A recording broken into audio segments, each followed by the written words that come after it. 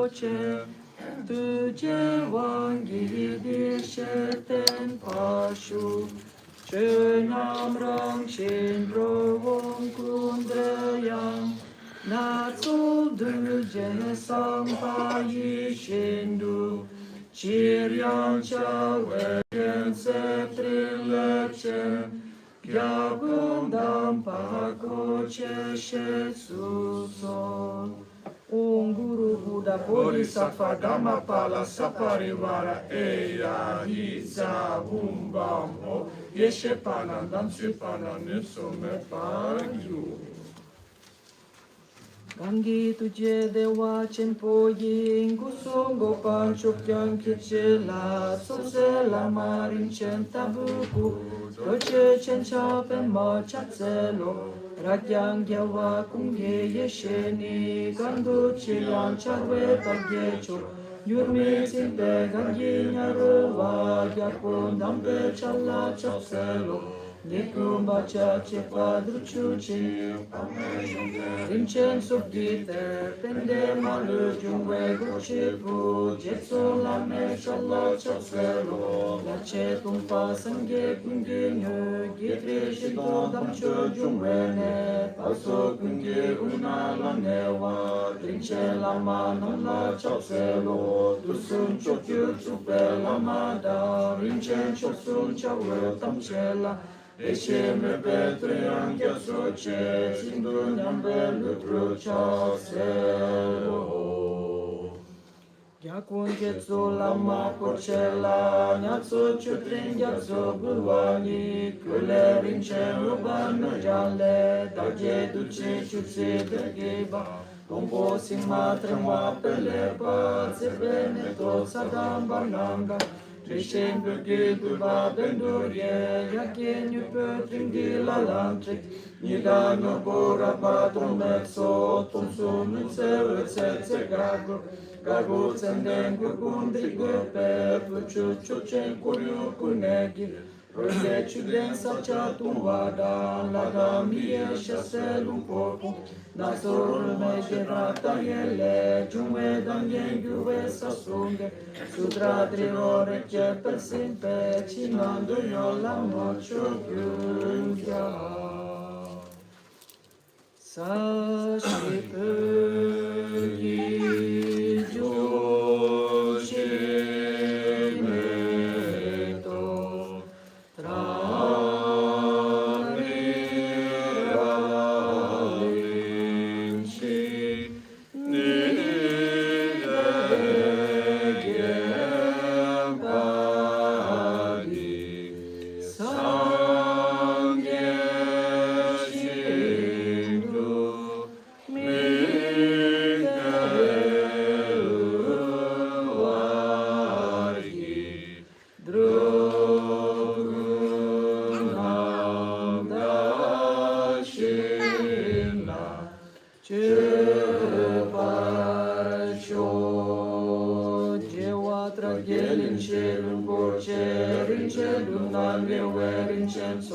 Unga gepe no chupun son so la me non chodon yuta chenpo la me semge punjon shingi cho gyakon tukje tela urwagi idam guru ratna mandala kam niryatayami Yosan yitro yishin gyatso nyo shishinam kale wunchu zegi daton gepe kungi yitro chin yikten lederen shingi gosun gewe metochi yantra kusan chupedri sumbun troshi la sorinye lam yedre depe gyatse jetso lama nyechibun kurgundam den sampodri neche rudye persingya yetum vada Chagyunya dandruman lalazzo, janto barwe dutsi gyatsocho. Ion lazzo pasendro choche, dupe gyutsela kelutrama, shingen angelenge pomyetso, cedu gyune chakyanam kyambu, tritrelenge dewe yesheche, shukyoran sintro dandre weyin, yermelundru masanjule de, tanjun sempro nyalabu. Yomon shika sasini jumpe, sanko mengi jedra natsoda, Kyune gishe dandre bulana, nanka gishe bansu sundusu. Nige di pele, gidan gise giran chichipa, tuche chenden chemra gyusengi, chachinen chemigi dompanyo, chena ganshin sema dandreya, milan gishin gyevatam chegi, dega chiran charve namkala, dacha sampata pe giranyo, ujum gense chusin kumtrite, taye rudi pende kundetse, Eda yundu nedan peveçi, sakye çöki çarba vaktuso, doçe kula geçi minayan, suncu vangi gyabo samarto, daça müpa geçin sitte ba, nyange mida tapa şususo, deta çupe naka gevetso, katren sunden jetsu lamagi, sera kuntu treme gesinci, suncu doçe çawan toçi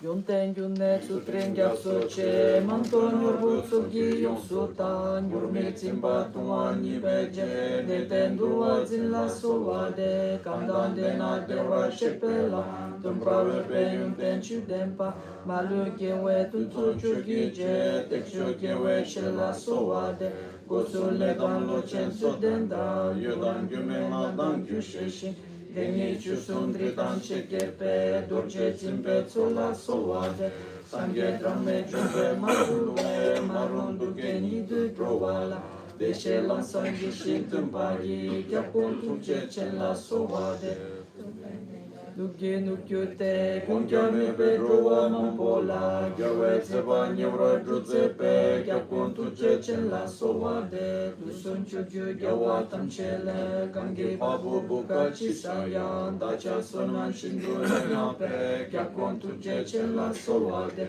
deşe kusun gengi koloni, tangi güdü drave çökele, tamne tsugi drova drenzepe, gyakon tuche chela sovade, Yuki pungyang kishi yelanan, deshe ringaya gyusen badan, trove wamporan shin shosungi, tanyi lama chola sovade, pungye yeshe robale jume, kinko kolo jewe danyide, rige gata doche zimbetsu, sunju dambu yola sovade, tremelenge gawe robada, yermeten yo pungya pungida, Tomata drekudan dudangi, jansu senyo kyola sovade.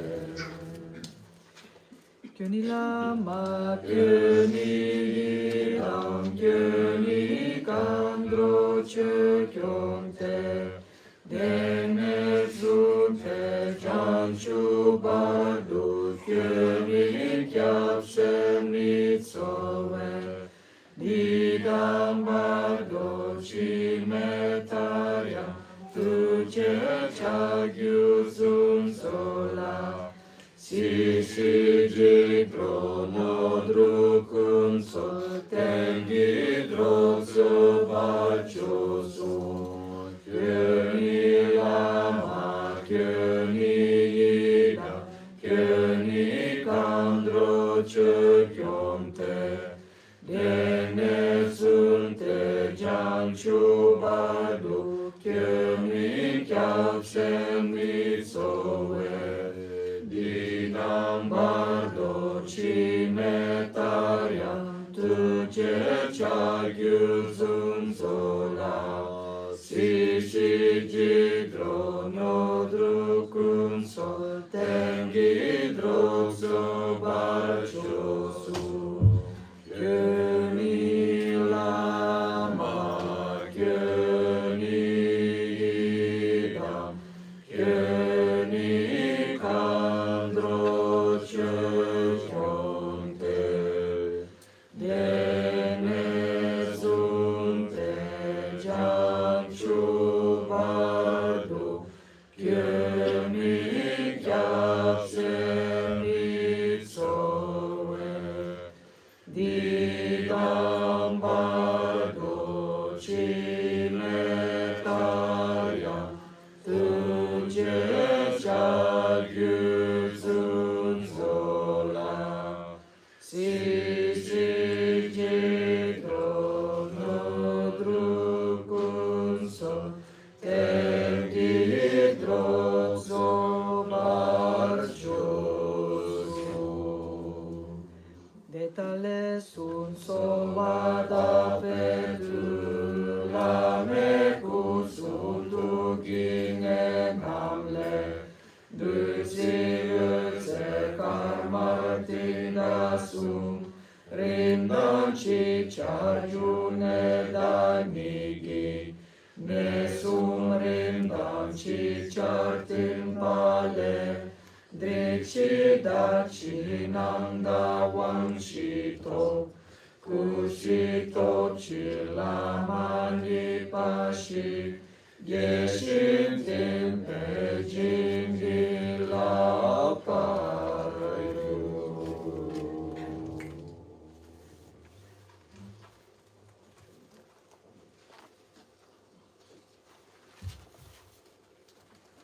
Ocho sampo pagyu tashi pa kyuchen tempe tringle yanoda Ege drono sampe sepache Pave lame shabla sola Omo an guru vajradhara sumati muni shasane kama Uttavadani shri Bhadra vasamanya sarva siddhi om Om Guru Vajradhara Sumati Muni Shasane Kama Uttavadanya Shri Bhadra Vasamanya Sarva Siddhi Om Om Guru Vajradhara Sumati Muni Shasane Kama Uttavadanya Shri Bhadra Vasamanya Sarva Siddhi Om Buddha Nagilo, Pakyuke Sundar Nagina, Pakyuke Tudang Nagi, Denyame Chikto Jingilo, Pakyuke Buddha Nagilo, Pakyuke Sundar Nagina, Pakyuke Tudang Nagi, Denyame Chikto Jingilo.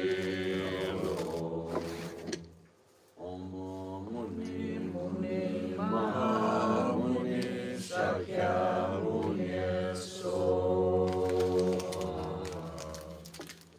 Sajibu Joshimeto Taviralishi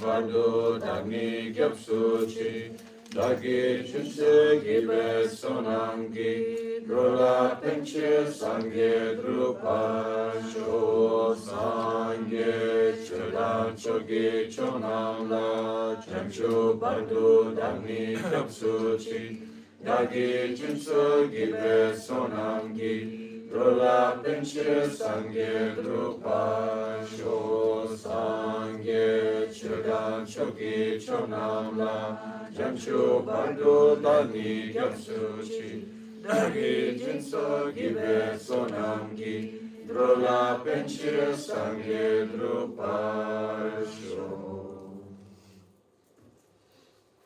Namo Ya Hai Ke Dan Vedane Jinke Rundana Mikenandan Drowa Gwenge Tanamachi Tsampa Tamcheke To Dagi Chöten Tamcheke To Dagi Chöten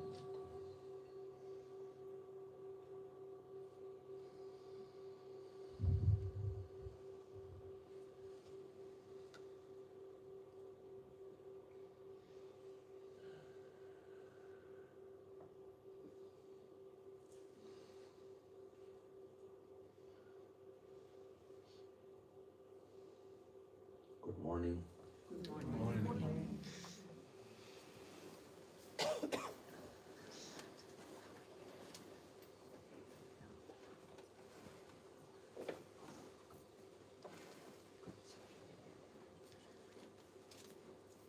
I would like to start today a little differently than we used to do normally. So before we go through explaining things and doing some longer introduction or anything like that, we'll just start with some breathing meditation together. And instead of giving all the explanation before, as we will do along, I will explain as we do it, okay? So, we just, first of all, we sit comfortably with our back straight.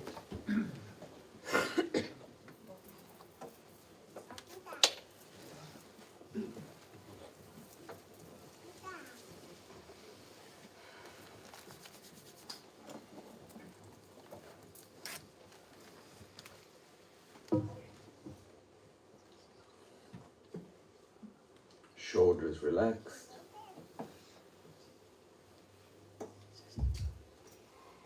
The hands can be placed with the right hand on top of the left, with the two thumbs touching each other at the height of the navel, or can be placed comfortably together on your legs, on your lap, or resting on your knees, whatever is more comfortable for you. But remember to keep your shoulders relaxed, not tense. The head is slightly forward. The mouth is relaxed, possibly with the tip of your tongue touching your palate. Your eyes are slightly relaxed, slightly closed, looking downwards. The eyes are mostly like if they were closed, but not strongly. They're very relaxed, looking downwards.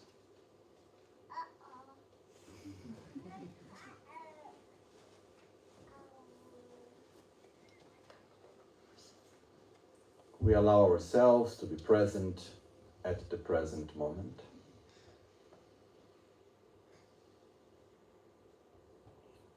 And we start by simply observing our own breath. We don't force anything.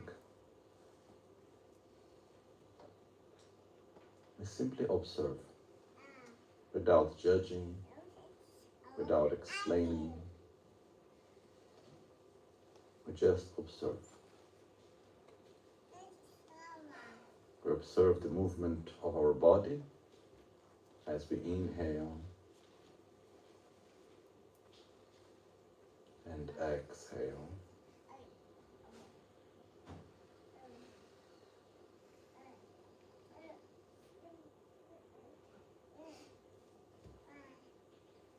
Bring your attention to your diaphragm and the belly, to the chest, wherever you see movements as you breathe.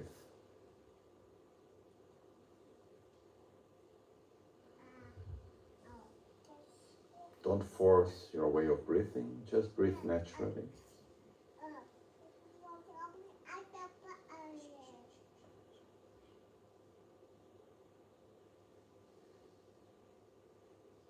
Observe if your breath is deep or superficial, is regular or irregular.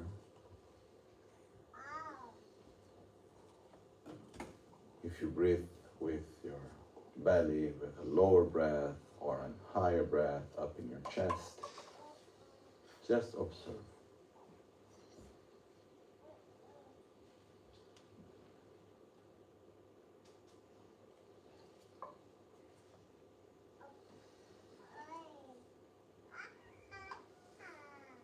Observe the sensation at your own nostrils as the air goes in and the air goes out.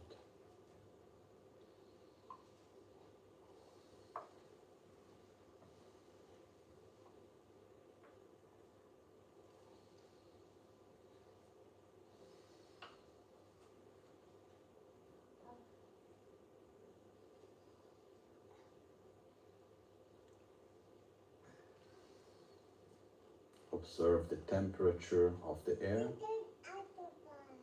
As you breathe in, it's slightly cooler, and as you breathe out, it's slightly warmer.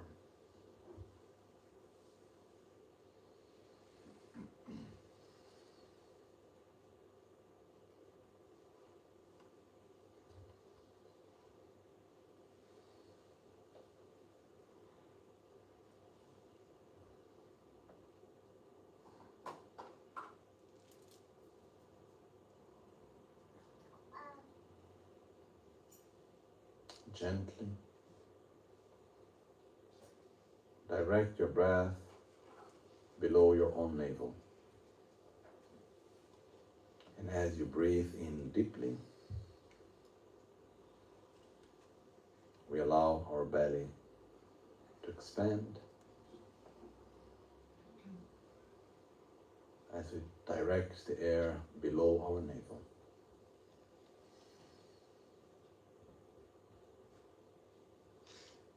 And then we exhale all the air as possible until we contract slightly our belly.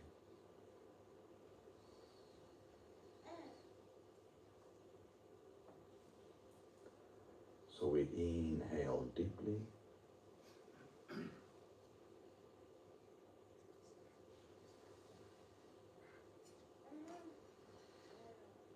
And we exhale deeply.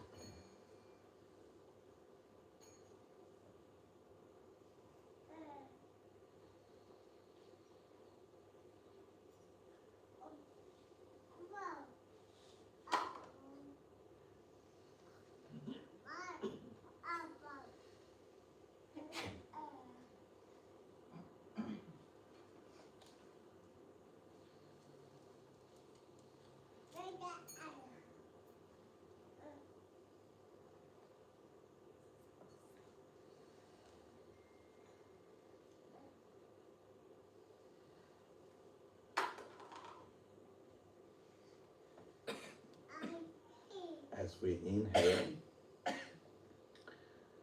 in a constant flow, we allow first the air to fill our belly, and then we continue to inhale, filling up also the upper part of our chest. And we inhale all the air possible, filling both our belly and our chest until there is a slight sensation of movement of the upper part of our shoulders. And then as we exhale, we first empty the upper part of our chest, and the last part we empty the lower part of our belly until we contract slightly our belly. So we inhale, filling the air from below to above. We exhale, emptying the air from above to below. Inhale.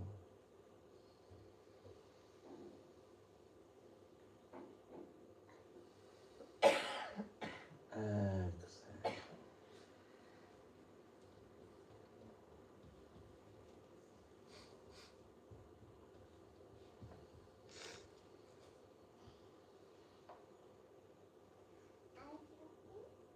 We inhale deeply.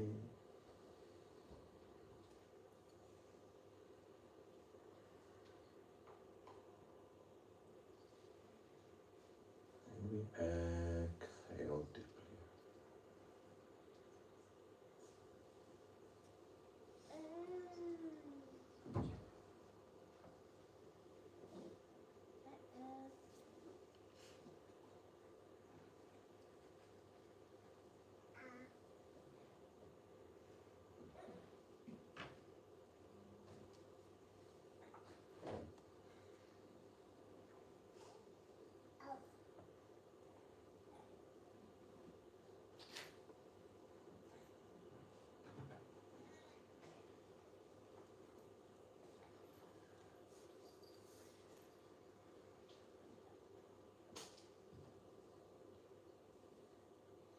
Create some space between the inhaling and the exhaling, as we hold slightly the air, and create some space after exhaling, before inhaling, where we hold our breath once again.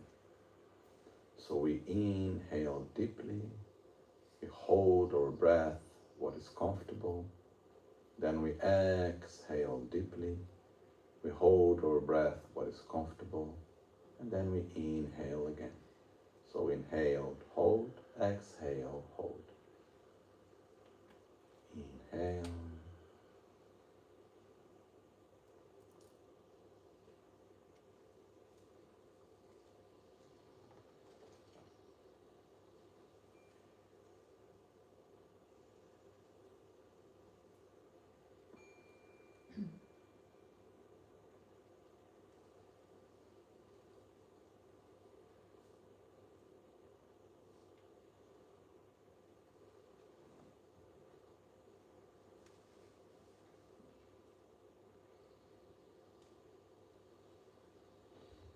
As we inhale,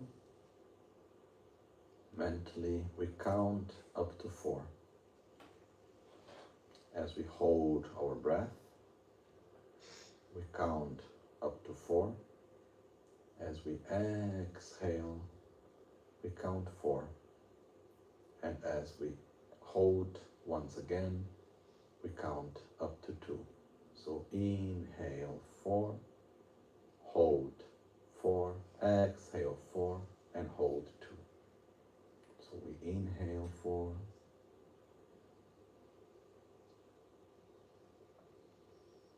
hold 4,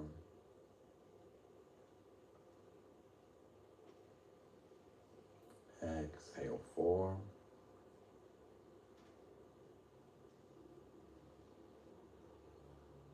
and hold 2.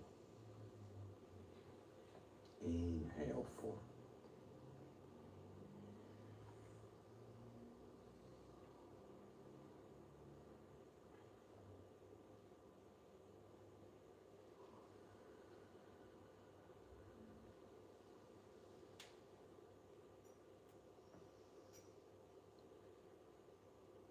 Gradually allow our breath to expand as we inhale 4, hold 4, exhale 6, and hold 4.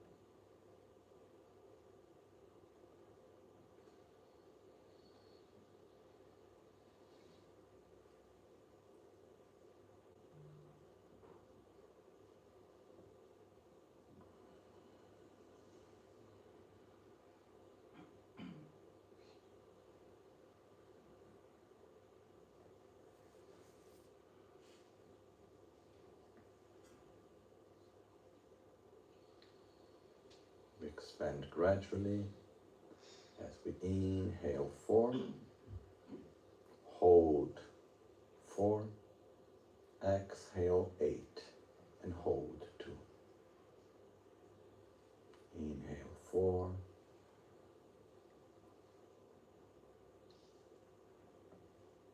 hold 4,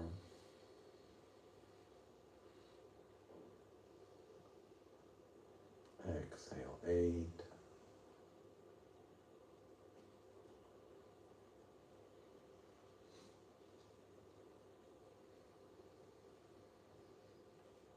hold 2, inhale 4.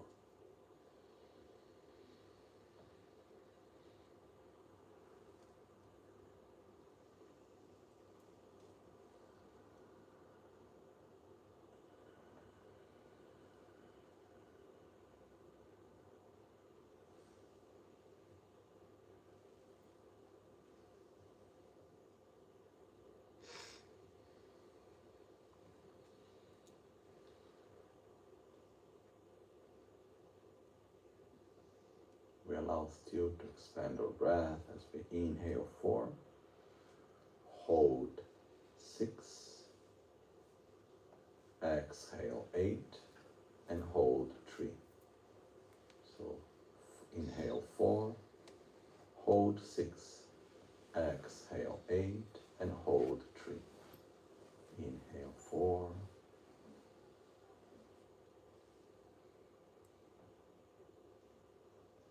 hold 6,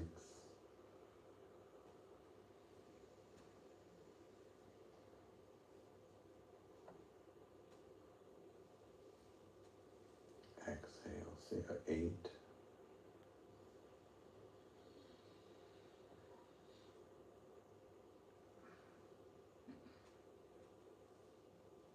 hold 3, inhale 4.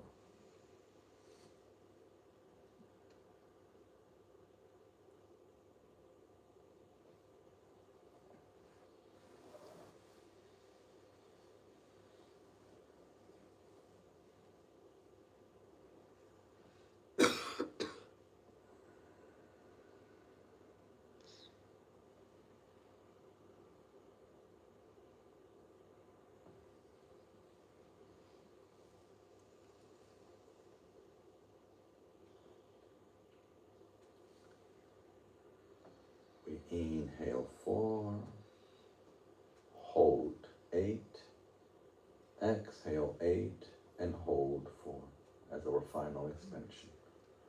Inhale 4, hold 8, exhale 8, and hold 4. So we inhale 4,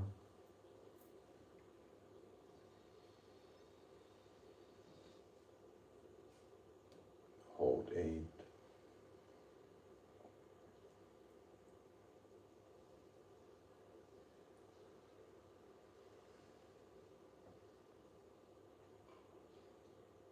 exhale 8,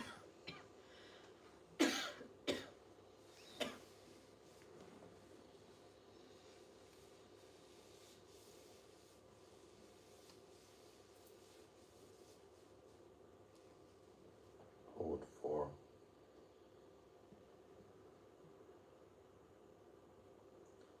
inhale 4.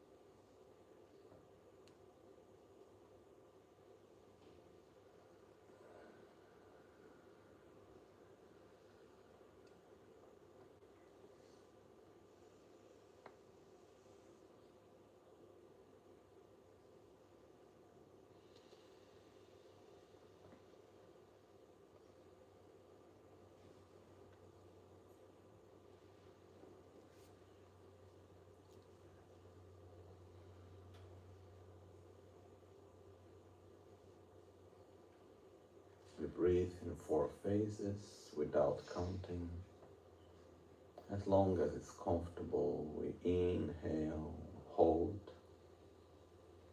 exhale and hold.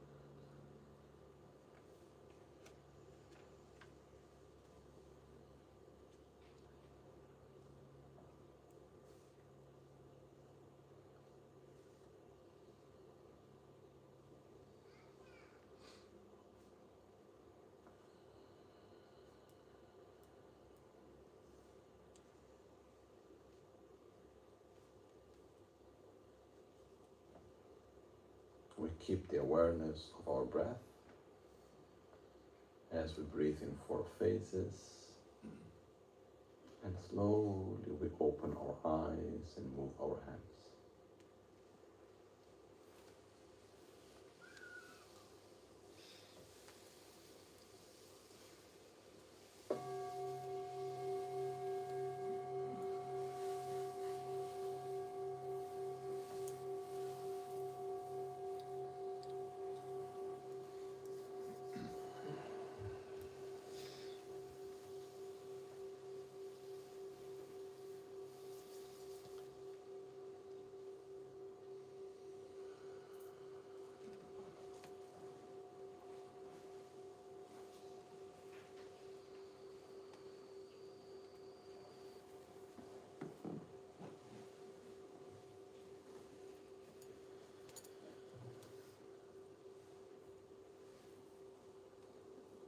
Okay.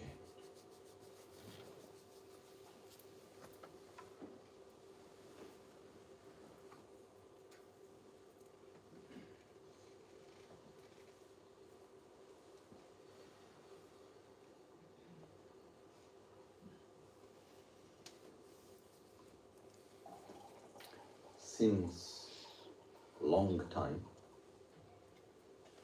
we as humans, we have been trying everything possible within our reach to be happy, to avoid suffering, to try to make the best, to live this life in the best way as possible.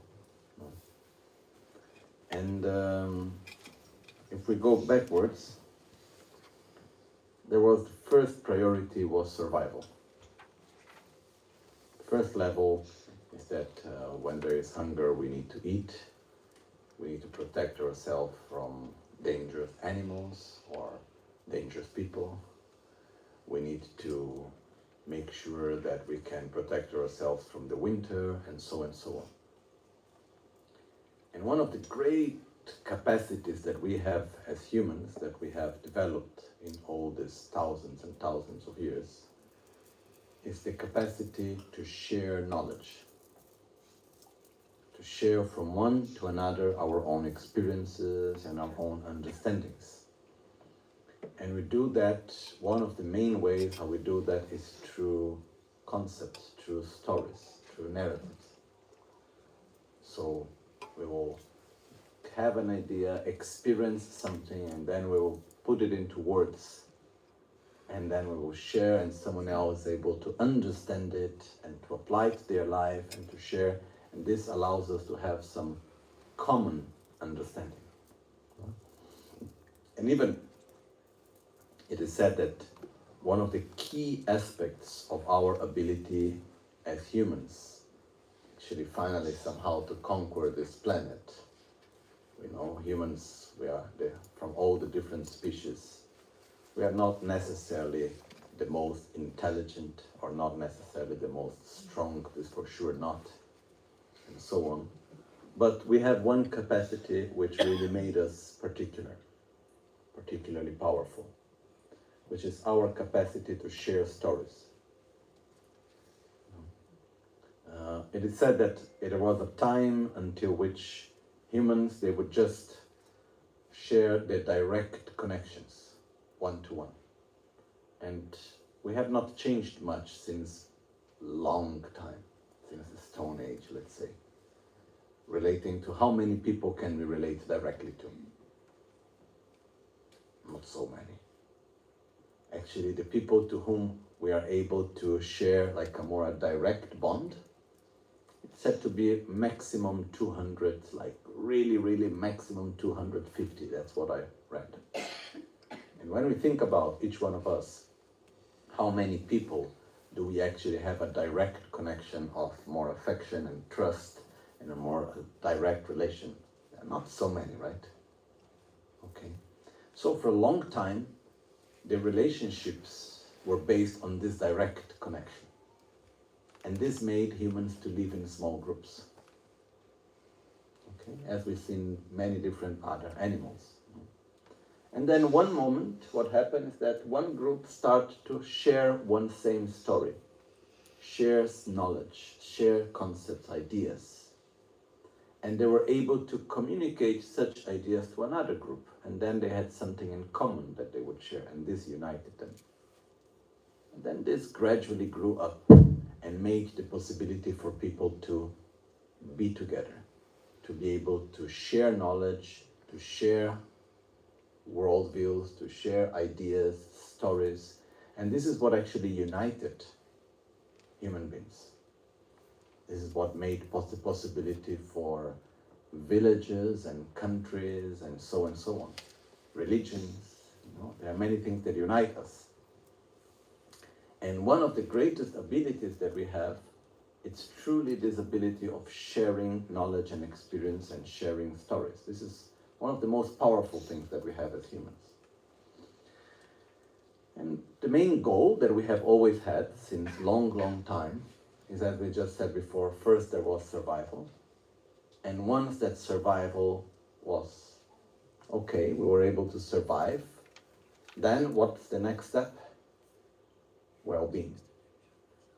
We want to be happy. We want to avoid suffering. And if we look, there have been different trials on this. And one of our characteristics as humans is that we move on based on trial and error. We try something, it works, okay, let's repeat it. We try something, it doesn't work, okay, we need to try differently. We don't have such a good level of communication between all of us that the trial and error of one will necessarily work for the other. But there is sometimes groups of people that follow a same view, a common narrative, a common story. And what happens is that my experience is shared with you and you follow and continue what my experience taught. And like this, we don't need to start from beginning always. And this is what happens with medicine, with science, with architecture, with art, and with spirituality also, with anything.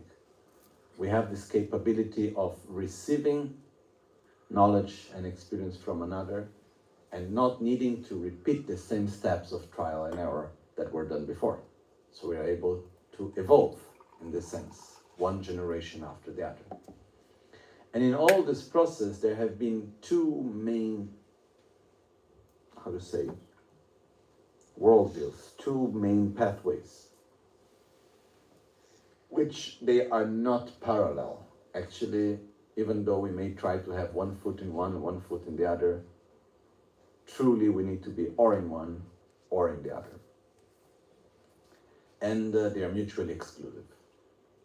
And one is a pathway in which we believe truly, the main narrative that we follow is that in order to avoid suffering and to be happy, we must create a world that gives us all the conditions for happiness and that eliminates all the conditions for suffering. And this world includes the people being in a certain way, our material situation being in a certain way, our environment being in a certain way. We have our own idealized view of what the world around us should be. And we work hard for that. So the day that My husband or wife or this or that will be in this and that way, and then I will have this situation, and my material situation, financial situation will be like that, and the society will be in this way, and that will be like that. We have a whole view. Once all of that is fine, then I will be happy. And as long as this is like this and that is like that, I will suffer. This is one view. And most of us, consciously or unconsciously, we follow this view. The alternative view that has been developed since thousands of years is the view in which, in order to be happy and not to suffer, sure, we need to take care of our needs, as yesterday we briefly just talked about. We have material needs, physical material needs, we have emotional needs, we have needs of safety, we have spiritual needs. But key point is that the state of happiness and well-being and to be free from suffering, it depends mainly on internal conditions rather than external conditions. So it's not a matter of where I am, with whom I am, what situation I create, it's how do I relate to all of that. And these are two pathways that actually, we may seem that we can put them together. And many times we try to put the two together. We say, yes, I care for my emotional state, I care for my mental state, I care for how I relate to the world, but in the meantime, I need to have a good house, my car needs to be good, my partner needs to be like this, my children need to act like that, and we still go strongly into that. And truth be told, I'm sorry if I am direct in such manner, sure, it works up to a certain level to project our happiness in the idealized world around us and to add a part of it of our emotional state, mental state, and so on. And have some spirituality together. It's nice. But, how to say?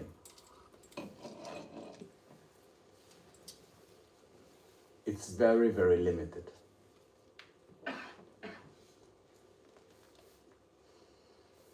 We need somehow to be able to really go beyond, to transcend that view and to have full trust that the moment that I have patience and satisfaction and kindness and love and other different inner qualities which conclude as inner peace, I will be happy. I will be fine. And to truly trust this view. There's two ways. We need to trust or one or the other. Together, truly, it doesn't fit. We still need to take care of our needs. In the more spiritual view, we still need to take care. We still need to eat. We still need to have a place where we sleep, and so on. But this is our basic needs which we need to take care. But where do I project my happiness? In how I am inside, not outside. And there have been many people from centuries to centuries following these two views. Which is the one that somehow has had more success from the point of view of followers from these two views? The materialistic view or the spiritual view? The reason why the materialistic view or the materialistic utopia has more followers is because it has a more direct, immediate result. It doesn't hold on the middle long term. But most of us, we have a very short sight. So, okay, if it works on the short term, okay, that's good. It means it works. But when we take the spiritual perspective, and then it's a middle, long-term view, and from middle term, I mean until the end of this life, long term means after this life. It's much more difficult for most of us truly to be able to stick to the plan in the long term. Even though in the short term it may be difficult, it's more difficult for us. But when we look at which one of the two have been more successful from the result point of view, and we try to look around in history, and we don't need to go far, we can just go to the present times. And if we go to make some research on who are the most satisfied, peaceful, happy people that we can find.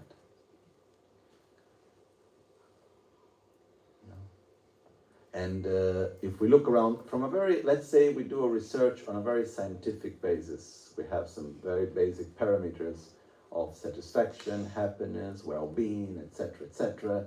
There are ways how to do this type of research. And we go and we look who are the people that are able to reach there, where you have a higher success rate.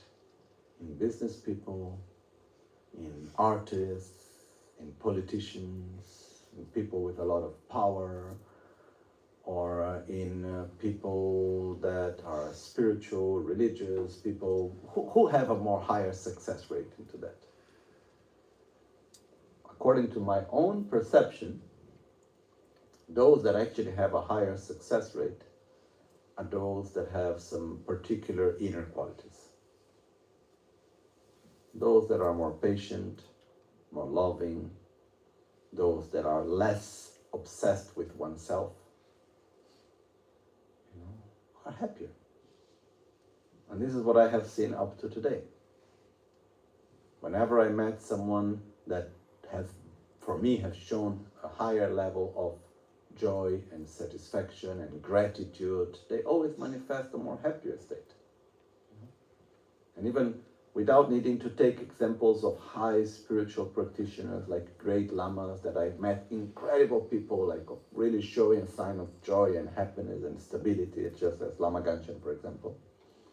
Making a more simple example, like there is this girl that there is a picture of her there. She passed away recently. Her name was Devi, Letizia Devi. And I'm not talking about her because sometimes there is this attitude, once a person died, everybody talks about that person as a saint. That's not the case, okay? The fact was that, she was in a very difficult situation. Truly, very young, with many passions and many projects. Beautiful couple with a very nice husband. They were really well together. Everything was going in a very nice way in their life. And then suddenly she got this disease, a very, very severe brain tumor, extremely rare. Like in Italy, since the first time they found this type of tumor in 1992, only 10 people had it, that they know. And it's something that no cure, was incredibly fast. So what happened was that in this something like 100 days, less than that, she passed away. But the amazing thing was every moment I met her, and we were in touch quite often, you always had this smiling, happy girl. Even in front of the difficulty that we can imagine what it means to go in and out of surgery, and everyone was very open and direct about her situation. She knew that her survival possibility was extremely low and everything else, and having the parents around quite desperate and all of that was not an easy situation. And every time we would talk to her, everyone would come out with joy. It was a very strange thing. Even the mother, when she passed away, said, it's a very strange thing because I miss her, but I don't feel sad.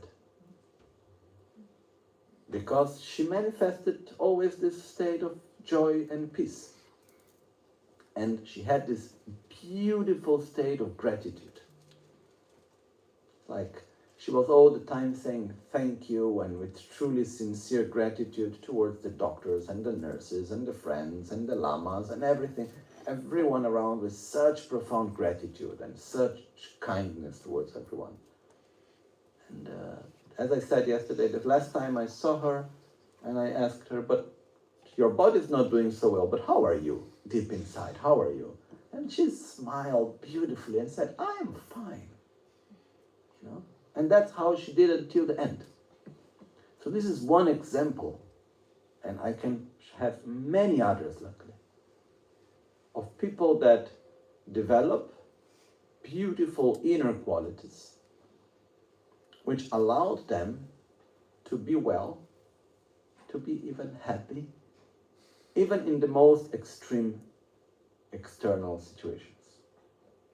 On the other side, we have the opposite example.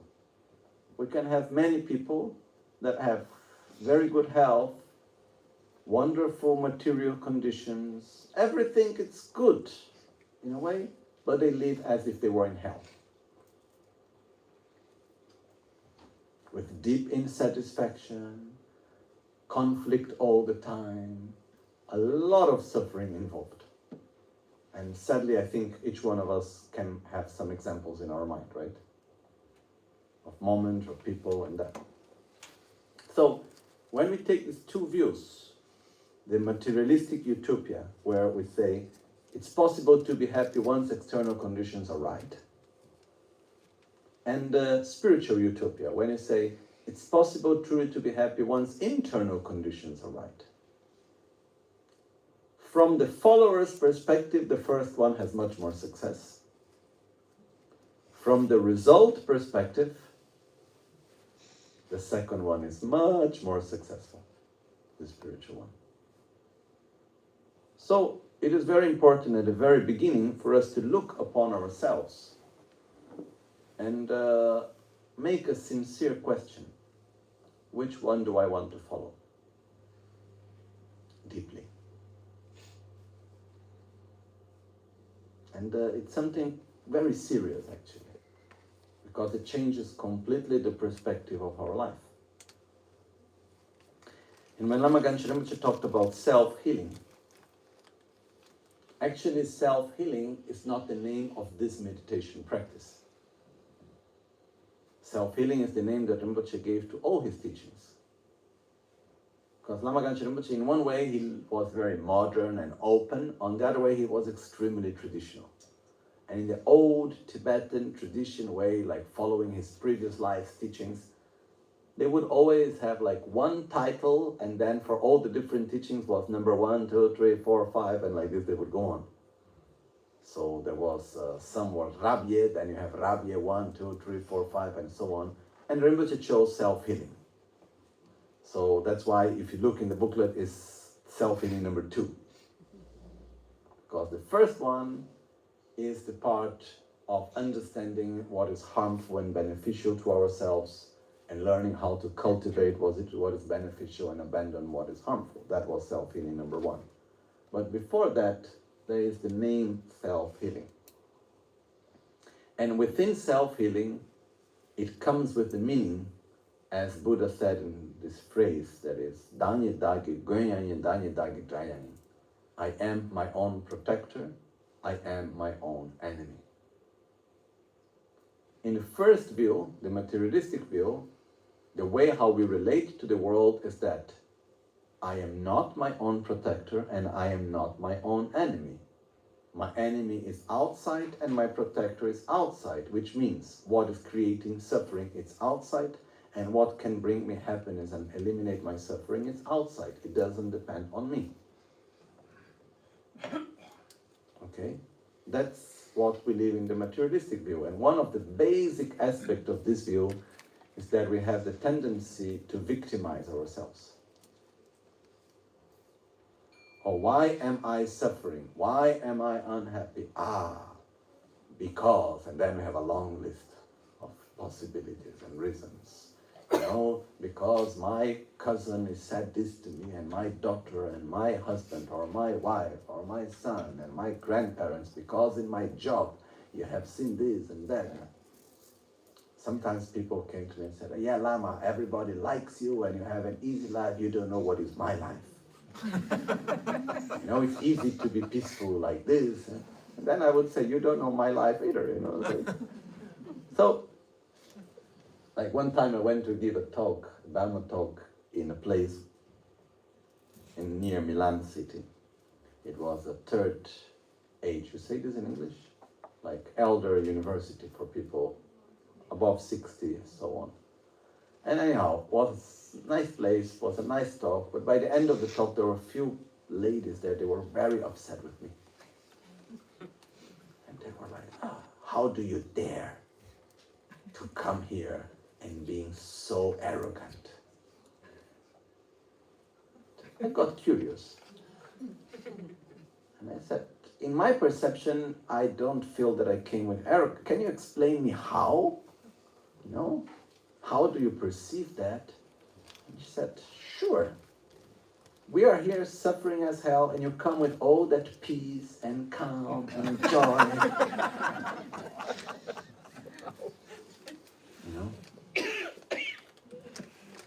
And what happens sometimes is that, how to say,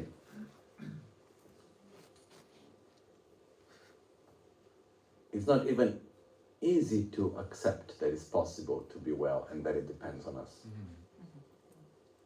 Because when someone that is going through a lot of suffering and it's victimizing oneself so strongly, and you go and you say to that person, look, actually, it depends on you. The person can say, who are you to tell me that? That's not true. But on the basis of the materialistic view, materialistic utopia, we are the victims if we are suffering. We are the victims of our husband, wife, children, society, whatever. And on the other side, in order to be well, we need to attack, we need to change, we need to expect someone to come and save us.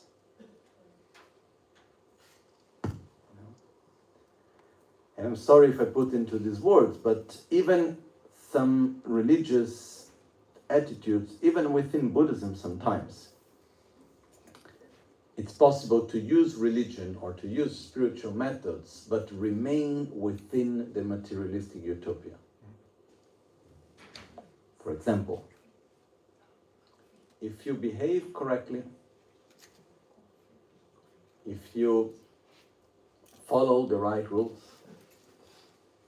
then once you die, you will be reborn in a place where you can have everything that you want. Everything that you don't like will be avoided, and it will last forever. What's the description of paradise? Now, imagine if you go to paradise, do you have the things that you like in paradise, in the description? Is paradise nice or not? Yes. The things that you really don't like, are them in paradise? Do you need to pay taxes in paradise? Okay? I think not. And how long does it last? Theoretically? Forever. But imagine that you really have trouble with someone. Your neighbor, someone of your family, and so on. But both of you are reborn in paradise. And it's forever. Okay?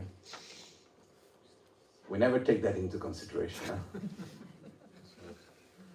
The key point is that we take that which we would project in this life and we say it doesn't work, it is not possible. So we say, okay, once we die, in another context it will be possible. And we create this idea of paradise. The Buddhist idea truly is not paradise, what we call pure land. It's very different. The pure land is not a place where we can have everything we want, we can avoid everything we don't like, and it lasts forever.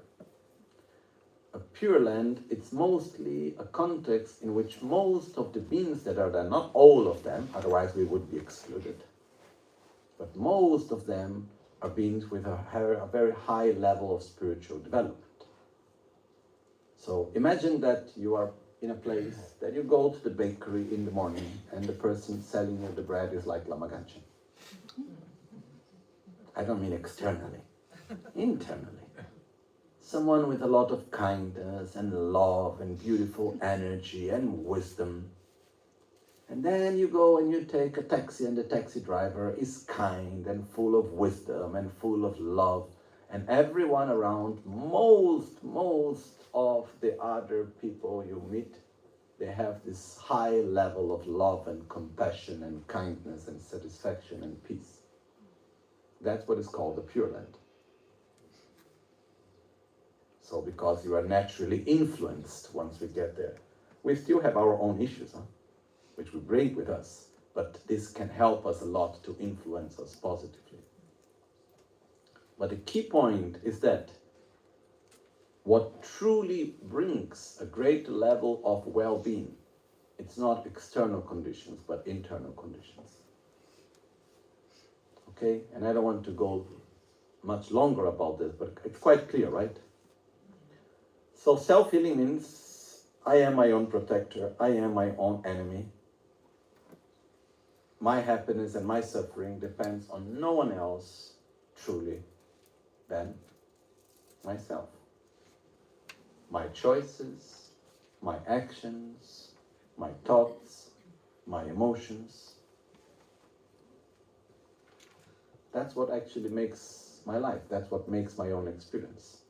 Sure, we need to interact with other people, and there are external conditions that influence us also, but ultimately, if we make a more deep analysis, even the external conditions, I am there because I made certain choices that brought me to be there.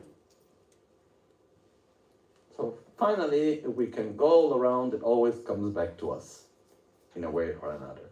But the key point here is if we develop a higher level of satisfaction, of kindness, of gratitude, of love, compassion, satisfaction, ultimately peace and harmony, we will be happy. And we will also naturally be a positive interdependence for everyone else. We will be able to bring benefit for others. And just before we go to the next step, if we just look for one moment around us and we think about the problems of society. Okay, let's start looking at the environment. We have some serious environmental issues, right, going on. Even though in the media we stop talking about it because now we have war and this and that and tariffs and who knows what else. So somehow we stopped talking about the problems of global warming and so on, but this doesn't mean that it stopped. We have some really deep challenges, not ahead of us, but in front of us, and also ahead of us, from the environment point of view. And it's not getting better. Where are the environment issues coming from, and where would the solution be? From my perspective, it's not created by external conditions. All the solutions that are possible and that have been scientifically proven that would work, we can just see how much the environment changed during COVID. It was amazing to see many animals that with a lot of effort were almost going towards extinction without us interfering for 1.5 years, whatever, they start to come back. Many places in the environment that were really not well, they start to regenerate quite fast. So, the point is that what deeply causes our environmental crisis is not external aspects, but is our inner attitude of profound selfishness. And not seeing and understanding that we cannot own the environment, but we are part of it. We are made of the elements, we are made of the environment, we are part of the environment. We don't own anything. We are not separated from the environment. So if we make it somehow simple, the deeper cause of all our environmental crises is our ignorance and selfishness. If we look to the economical and social conflicts, the wars, Where do they start? What generate wars and conflicts and so on? External conditions or internal conditions? And once again, we will see that ultimately the cause of all of that is our extreme selfishness and ignorance. So, if the war is created by selfishness and ignorance, where does a solution lie? We can create more and more powerful weapons. We can make more powerful armies so that we can show to the other, if you mess with me, I will mess up with you. And momentarily we can block certain attacks and so on. But to really be able to solve a conflict, we need to go to its root. And if we check what is the root of our conflicts, even family conflicts, is ignorance and selfishness. So the real solution is developing altruism and wisdom. Okay. And this is not only in the macro, it's also in the micro. When we think about our own family, the relationship with our own friends and everything, the conflicts and the tensions are created by our ignorance and by our selfishness. And the solution is also inside. The causes are coming from inside, the solution must come from inside. Otherwise, it's like the story of the guy looking for his key. You know? There is this nice story of one man, and let's imagine that we are walking on a small village, not in Holland, because it's supposed to have hills. Okay? So let's imagine we are in for me came to my mind one small village in Italy called, very beautiful place called San Gimignano. Really beautiful small town in Tuscany. Okay, anyhow, we are in this small old village, and then we are up in a road, and then there is a small house with a place with some external light outside, and we meet there one man, and he's desperate looking for something. And we talk to him and he says, "Oh, hi, hello, can I help you? What is happening?" And he said, "Oh, I have a big problem. I need to go back home really soon, but I cannot find my keys. I lost the keys of my house." "Oh, can I help you looking to find the keys?" He said, "Yes, sure." And we start looking around and we cannot find the key. We look in his clothes, we cannot find it. And then we make a simple question: where did you lose the key? He said, "Oh, I lost the key down there." "But why are you looking for the key up here?" "Oh, because down there is so dark. Here at least there is some light." Okay. Looking in the right way on the wrong place doesn't work. It doesn't matter how hard we try. It will not work. So if the cause of the problem is external, where do I need to look for a solution? Externally. If the cause of the problem is internal, where do I need to look for a solution? Internally. If I am really hungry, I can meditate and it might help momentarily. But sooner or later I need to eat. Right? If I have broken a bone and it's painful, I can do some breathing technique as we did before. It will help to deal with the moment, to bring our mind calmer. But sooner or later, I need to be able to put the bone together and block the leg and do whatever treatment needs to be done. Okay. So there's a very basic rule. In order to solve any conflict, any tension, any problem, the solution must be applied where the problem lies. Because if the poison is here, but I apply the antidote there, I can continue to apply the antidote there. But the problem will not be solved. Okay, it's very basic. And explaining it in this way, it may even look too obvious. how do we apply in our lives? So before putting a lot of effort into something, we need to understand what is the basic cause. Where is the actual conflict coming from? Where is the state of insatisfaction coming from? What is on the basis? And once we understand deeply the cause, then we can go to look truly for the antidote. In Tibetan, there is one part of a verse from called the Uttara Tantra. And it says, Nenishchecha negi gyuni panchalas. Starts in this way, the text. And the meaning in English would be something like, the sickness is to be known. The causes of the sickness are to be abandoned. The state of health is to be reached. And the medicine is to be applied. Which means, first step, we need good diagnosis. Second step, we need to eliminate the causes of the disease.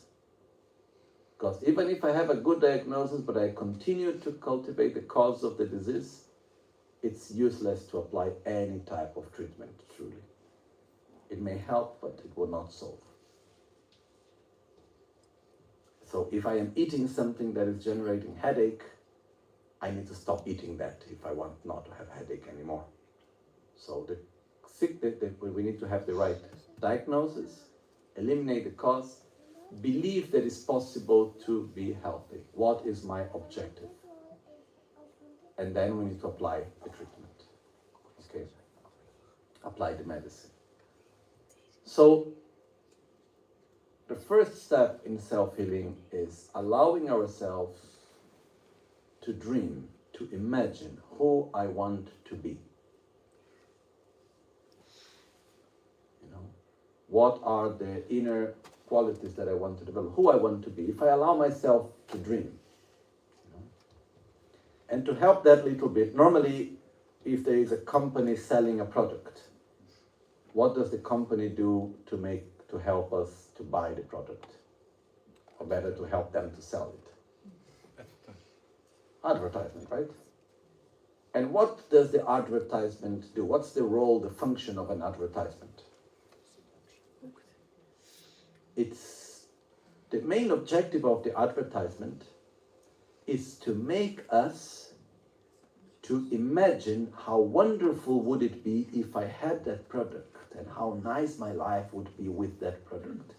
And by being able to do that, I develop attachment and desire towards that product, and I want it. Then I buy it. Okay? So let's, for an instant, I always wanted to do a Buddhist advertisement. Actually, recently, one lady from the center in Italy, she's a cinema director specialized in advertising. She said she'd like to do it. So maybe one day we come with it. But we can imagine it for the moment. So let's imagine what would be a Buddhist advertisement. Okay. So allow yourself for a moment to imagine, to observe your own life. Okay? We try to somehow like paint our own life with all the details, like if it was a painting. So imagine within that, how is your physical situation? So observe your own body, internally, externally, your physical appearance. Observe your relationships, family, friends, work, the people that are around you, without judgment. Just paint them, just put them in front of you. Observe your material situation, you know, house, money, anything else. Observe your social context, the context in which you live socially, so on. Your spiritual, religious context, friends, hobbies, you know. try to have the most detailed as possible view of your life. Like a painting where you put all the details inside. Now that you have painted your own life, we allow ourselves to dream. And try to imagine how would your life be with the same body, the same social context, the same people around you. Everything is the same, but with the following difference. How would your life be if you would stop projecting how things should be and you would be more acceptful of how things are? How would your life be if there was much less expectations? How would your life be if there was no more hatred, no more resentment, if you would be in peace with your past, in harmony with the present? How would your life be if you would not see any more threats in the future? If you will feel deeply grateful and not be anymore in a position of being in competition, not feeling superior or inferior to others. If you could look towards the future without any fear or anxiety. How would be your life with everything that is there, but in which you would be in harmony with yourself and others, if you were truly in peace? So the final question is, would you want that life? Me, yes. So it's possible to get it. It's not cheap, but you can pay on monthly basis. But you cannot buy it with money. You can buy it by change of behavior. We can buy that life by the way how we act, we interact with others, by how we speak and how we think. So if we allow ourselves to imagine, and we imagine how would my life be if I would be satisfied, if there would be gratitude, love and kindness and so on, wouldn't that be a wonderful life? So what can we do to make it possible?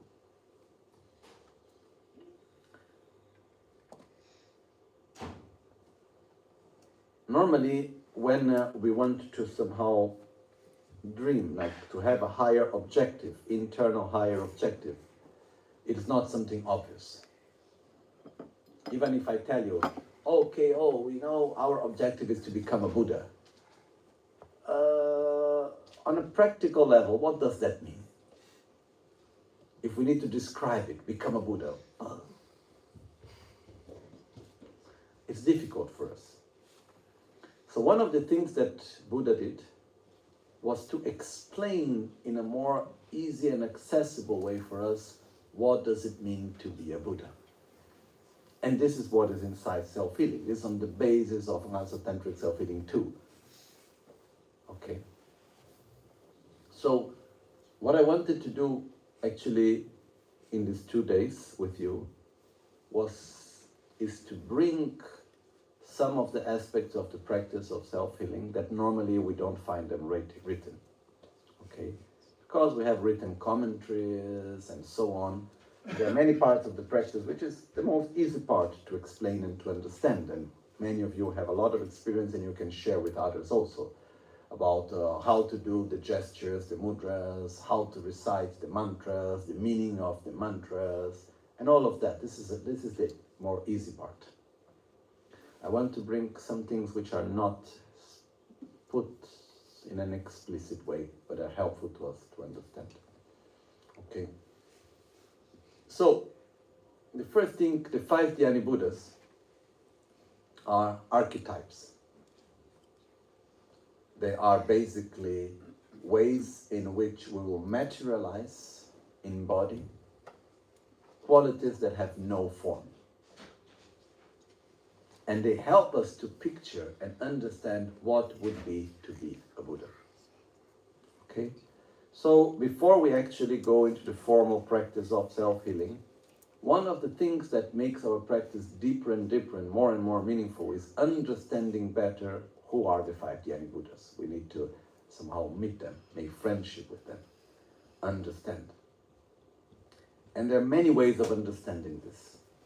One of the more, let's say, logical ways of understanding, logical means that are more near to our culture, somehow, is understanding the power of symbols.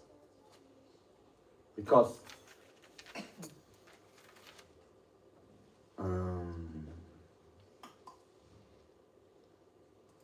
whenever we look at something, whenever we think about something, there is an object, there are colors, there are shapes, there are names.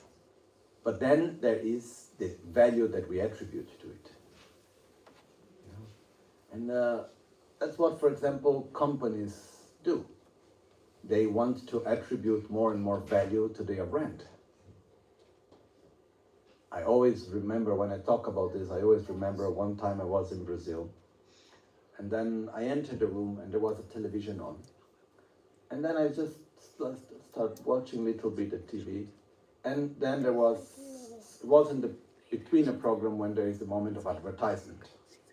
And then there was a long advertisement of one company, and the advertisement was very strange because normally they're very short. And this advertisement was really long.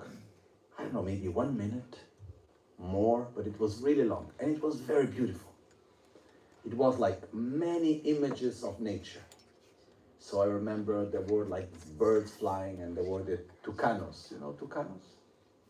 This bird with the long, big, very colorful, in the Amazon, and then there were the Amazon River, and like so beautiful, and there was just this beautiful music with beautiful images of nature, nothing more, not one word being spoken. And it was long. And then by the end of it, in the middle of the image of the Amazon and the most beautiful nature, just came the logo of Shell. And the advertisement ended. So, what were they doing? They were trying to add value to their brand. They were trying to do something that, luckily for me, didn't work.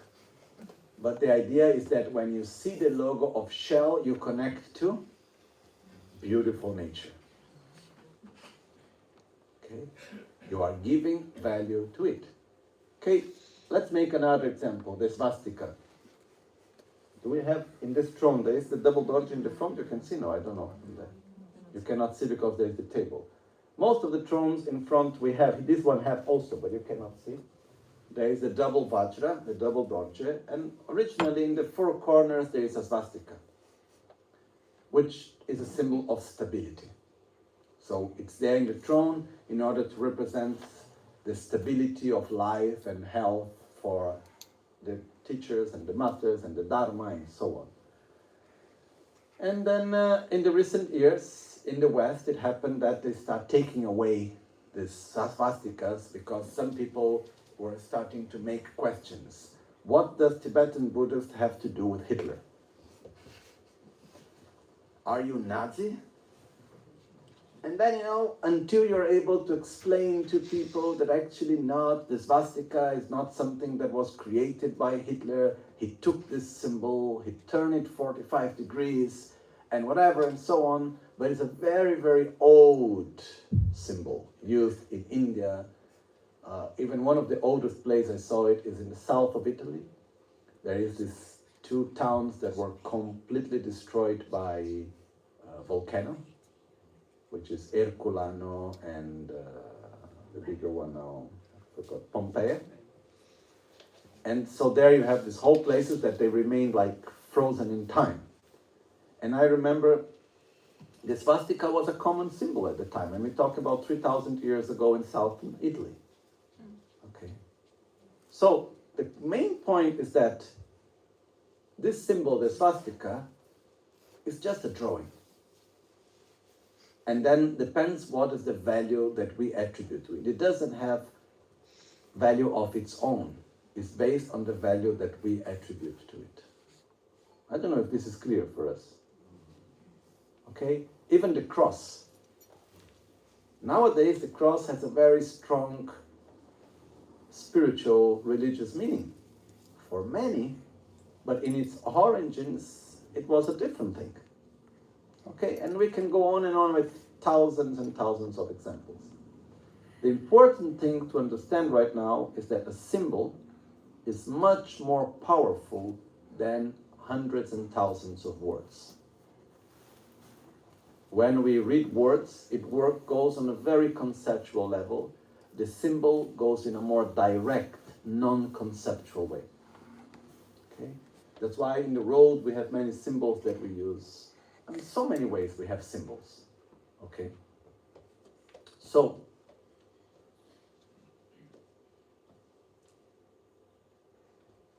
one of the important things when learning self-healing, and this is not something that we can do from one day to another, not in a weekend, it takes years. Maybe a little bit less, but to do it deeply, it takes a long time, is we need to attribute value to the symbols. Okay? So let's start with the colors. Because there are many different parts of self-healing, which brings us the same. So, if I understood correctly, you all got this? Okay. So here the whole practice of self-healing is being represented. But let's start with the colors. So, in the center we have white, in the east there is blue, south yellow, west red, and north green. Okay? So the colors, they are representing qualities. And the same thing is the meaning.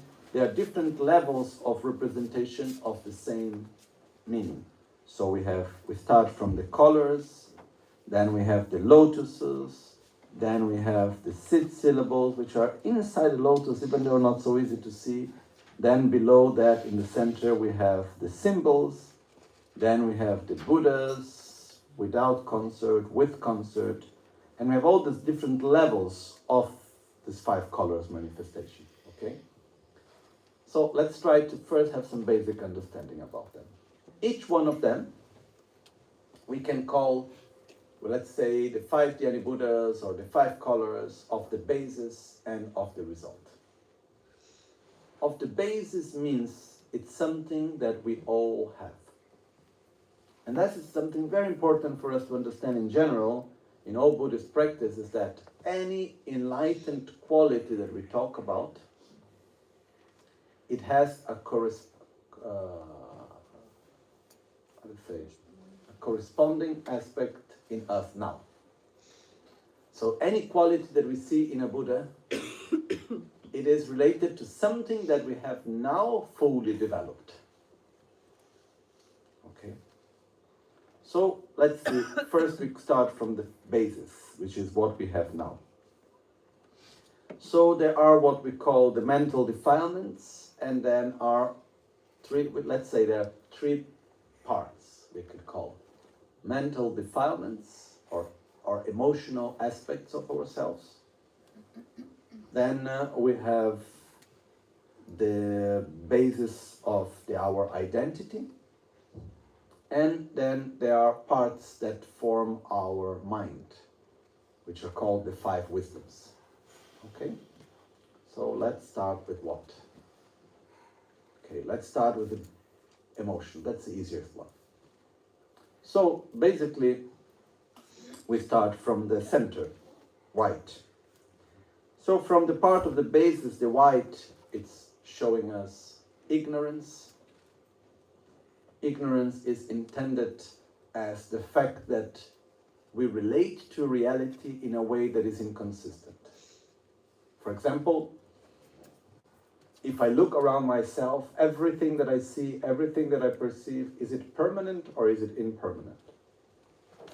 In other words, is it constantly changing or is it fixed, static? If we analyze, how is reality around us?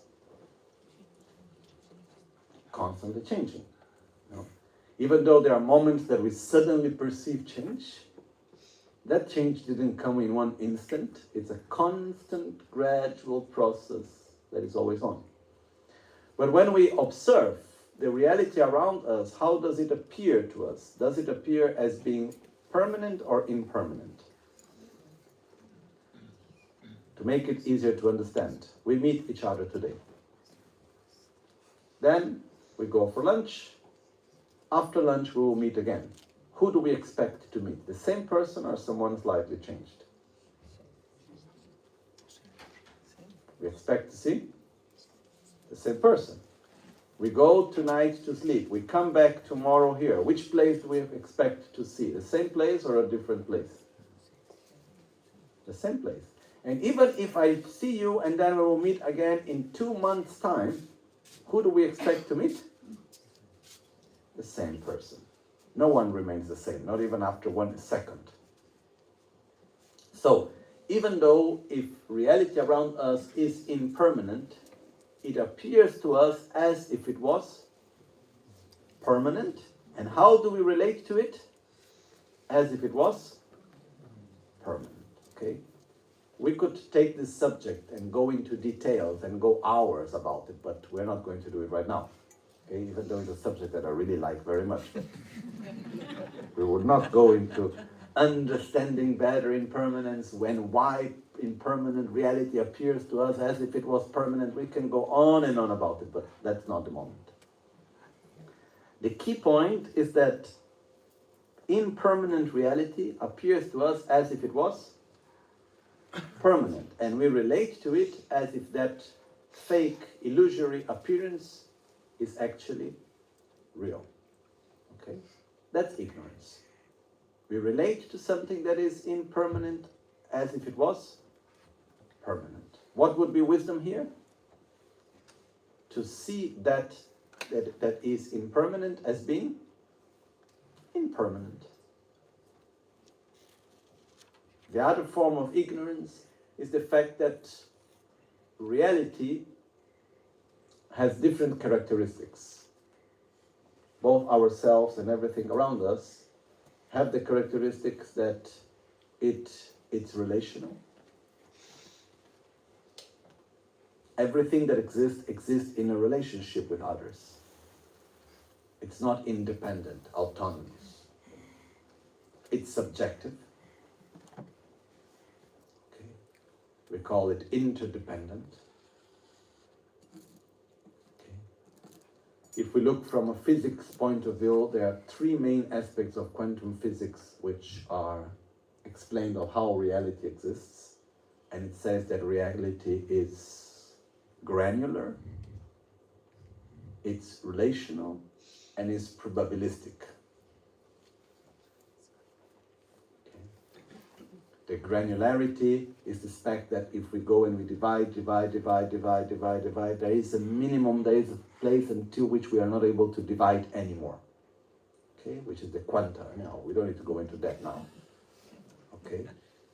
And it's very interesting because as it is explained, the quanta, it's not like a minimum quantity, like then something that is an ultimate object. The quanta is not an object itself. We cannot define it as a thing. Okay, we don't need to go into details on that. But the other 2 main characteristics of quantum physics is that reality, it's granular, okay? It's relational. And relational means nothing on the macro of the universe or the micro of the quanta or an atom or anything exists if not in a relation with something else. And on this is added the fact that reality is circular, which means the interactions, one interact with other. The relationships, they exist because of other relations. So, in this way they are circular. Okay? And this is what in Buddhism we call that reality is mutually dependent. One exists because of the other exists because of the one, and if one is not there, the other is not there, and vice versa. And like this is for everything. And the third aspect in quantum physics is that reality is probabilistic, which means we cannot for certainty, foresee the future of anything.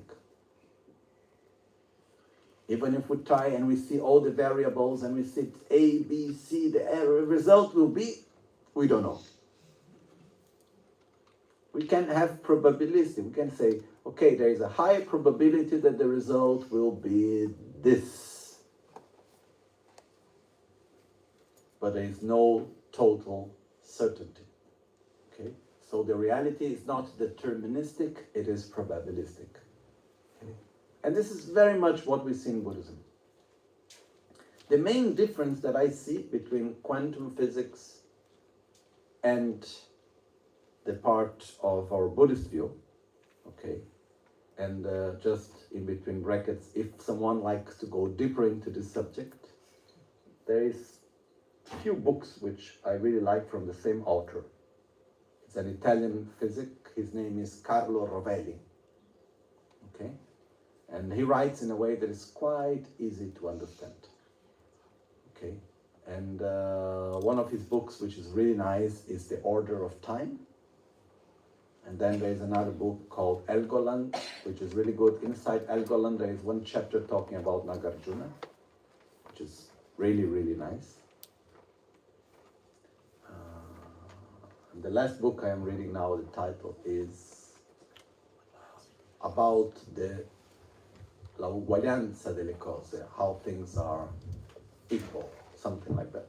This is quite difficult. It's just actually, it's the transcripts of some classes that he gave in Princeton University to the Department of Philosophy. Anyhow, the main key point is that in quantum physics, from my own ignorance and my own understanding, the final result is very similar to what we have in Buddhism, but the main application is external. The main level of application of that knowledge is we can make quantum computers, we can apply to physics in many different ways externally, and it's amazing what is being done. Okay? In Buddhism, the main application is internal. The main application of understanding ignorance and understanding how reality functions is basically the fact that because we live in a reality that is relational, we live in a reality that is interdependent, is mutually dependent, because we live in a reality that is subjective, but appears to us as if it was objective, autonomous, independent. When I see you, I think I'm seeing you. No? Even I make another example. I play the bell. Can you listen to the sound of the bell? Yes? So if you ask the person near to you, can you listen to the bell? What will be the answer? Yeah, thank you, okay. Okay, again? So you can listen to the sound of the bell? Yeah.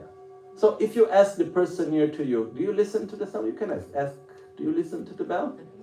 Okay, yes? Okay? What are you asking? Are you asking, truly what we ask is, are you listening to what I am listening? Okay? Another practical example, do you see me? Can you see the Lama? And if you ask the person on the side, can you see the Lama? What would be the answer? Yes. Truly, what are we asking? Can you see what I am seeing? Can you listen to the sound that I am listening? Or when I ask you, do you see the Lama? I'm asking, oh, is the same light that is touching the body of the Lama that reflects back into me, that appears into the form of this different shape to which I attribute the name Lama with my this and that emotion and so on. Can you perceive the same? Are we asking that? No. What we are asking is, I see objective reality. Do you perceive the same reality? The sound is there. The Lama is there, and that's the actual, what I see is the actual reality. Can you see what I am seeing? But if we go in a more detailed manner, and we ask you, do you see the Lama that I see? What would be the correct answer? No. No, but how many Lamas are here? Okay. There is one that is interdependent, that is not objective, that is not autonomous. So we are mutually dependent. Okay? And again, like impermanence, this is a long subject that we could go hours and hours and hours about. But making a long story short, what happens is that the reality, including our own self, exists in a subjective, interdependent manner. But even though it's like this, it appears to us as if it was independent, autonomous, objective. And how do we relate to reality? As if that appearance would be true, real. Reality is real, but it's real as being interdependent, relational, subjective, and so on. Okay? So the fact that we relate to interdependent reality as if it was objective, autonomous, independent, this is ignorance. We see reality in a way that reality is not. And this includes our own perception of ourselves. Okay? So the first aspect of the center of the mandala here, the white color, Buddha Vairocana, is showing us the root of suffering. And the root of suffering is the fact that we grasp at reality as if it was objective when actually it is not. Out of this, it generates another level of ignorance, which is selfishness. Okay? The result of such ignorance, of grasping at reality as being independent, objective, it's generating within us the sense of being separated and disconnected from everything else, which generates as a result our obsession with self-gratification. Okay? And as the root of everything, the white color in the root, it's symbolizing our ignorance. And that's the root. Okay? From ignorance comes selfishness, and from selfishness it comes the other two extremes. Okay? That when we look in the colors, we have on the two opposite sides, the blue and the red. Okay? So it's interesting because we are not able to perceive how we are mutually dependent, we believe in dependence. We become dependent. I don't know if it's clear, this. I am like this because of you. So, if I feel suffering, is someone to blame? So there is a sound that I don't like. Okay, for example, we listen to the bell and we like the sound of the bell. I imagine most of you like the sound of the bell, right? So we feel attraction.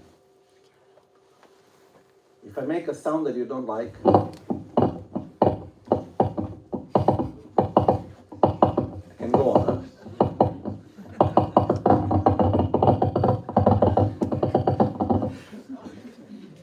What do we feel? Attraction, aversion, or indifference? We want that stop too. We want the sound to stop, right? Okay. So, if we look in the image on the center part, we have neutral on the center, which is the white. Then on the top, we have attraction, red. And on the bottom, we have aversion, blue. Okay. And these are the main center part of our emotions. Our whole emotional structure is made from neutrality, which is indifference. Then we have attraction on one side and aversion on the other. Okay, and that's the basis of our emotional structure. And then we have many other manifestations of these two. Okay? So in the blue color, we have aversion. There is hatred, anger, nervousness, impatience, resentment, anxiety. Okay? This is all connected to the blue color.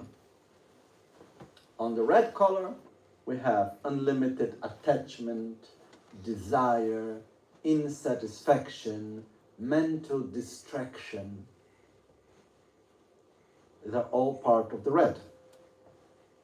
Then on the two sides, yellow and green, it's showing other aspects that comes from the center. And we have the yellow part, we have the arrogance, which means the basis of comparing ourselves with others in order to be able to see oneself. So when we compare ourselves with others to judge one's own self, we end up feeling or superior or inferior. This is the basis that we have here. And this is what we call the part of arrogance, basically when we see ourselves superior. But remember, if in the moment that we feel that we are superior to one, we will feel inferior to another. And then there is miserliness. That which is mine, I don't share. Okay, these are the two main aspects in the yellow part. The green part is showing fear, uncertainty, jealousy, envy. Okay? So when we look at the 5 colors, can we connect to them? Do we have ignorance? Attachment? Unsatisfaction? Desire? Mental agitation and consequently lack of concentration? On the other side, we have hatred, aversion, being aggressive. There is the part of resentment, impatience. Okay? And then we compare ourselves with others, we feel superior to others, we have miserliness, we don't want to share what we have. And we also have fear, uncertainty, jealousy, envy. Okay? So this is one way of connecting to the 5 colors. Then we have the antidotes to this, which is also being represented by the 5 colors. So in the center, where there is white, the opposite of ignorance is so-called wisdom. So that would be developing the state of seeing what is impermanent as being impermanent, relating to interdependent reality as being interdependent, seeing subjective reality as being subjective. Okay? This is making it simple. That's the part of wisdom that solves the part of ignorance. That's the transformation. It's like the part of ignorance is like darkness. The part of wisdom is like light. So basically what happens is that you cannot have both together. If there is a corner that is dark and you put light into it, automatically the darkness goes away. Okay? So if I start developing the awareness of impermanence and interdependence and so on, naturally the grasping at inherent existence will go away. I'm making it simple, but it's like the antidote against the poison. So the antidote in the center is wisdom. Coherent, seeing reality in a consistent, coherent way. And this also creates inner space. In the blue color, as an antidote for our anger and aversion and so on, there is patience, love, compassion, altruism, calm.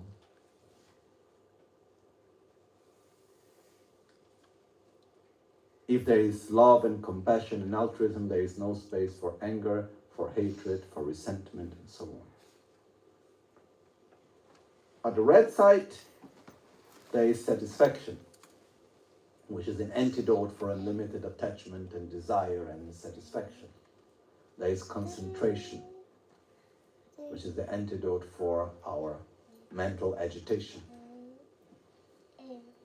On the yellow, there is humility, which is the capacity to see oneself independently of others without needing to compare oneself with others.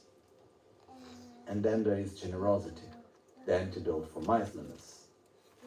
On the green side, we have the certainty in every action, the opposite of fear. There is trust, there is courage, there is the capacity of rejoicing, which means to be happiness for the happiness of others, which is the opposite to envy. Okay? And trust is also the opposite of jealousy. Okay? So, first, try for a moment, just look at the 5 colors and to connect with your own emotions from the part of the so-called defilements and the part of the positive side, so-called antidotes. Okay? Can we relate to it? So when I say red color, is it just red or it brings some meaning together? It brings a lot of meaning. Okay? And we need to gradually allow these colors to have more meaning. Okay? And it's interesting because when we attribute meaning to it, it will naturally manifest that characteristics. You know? It reminds me of a moment in which, just after the war of Russia attacking Ukraine started, the Russians sent some astronauts to space. And for whatever reason, the color of their clothes was yellow and blue. The color of the Ukrainian flag was the same, like the same type of yellow of the Ukrainian flag. And then there was a lot of talking around, oh, the Russian astronauts, actually, they are the space agency of Russia, and they are giving an indirect support for Ukraine and this and that. And then the defense minister of Russia, whoever, I don't know if it was him or whoever, at one moment gave an interview and he said, sometimes yellow is just yellow. You know? But the point is that if I attribute a certain meaning to that shade of yellow, in my mind, it's not just yellow. Okay? So similar to that, we need to understand that red is not just red, white is not just white, blue is not just blue. It is attraction, it is ignorance, it is aversion, it is satisfaction, it is wisdom, it is love and compassion. Yellow is not just yellow. Yellow is miserliness, it is arrogance, it is humility, it is generosity. Green is not just green. Green, it is fear, uncertainty, jealousy, envy, but it's also trust, certainty, courage, rejoicing.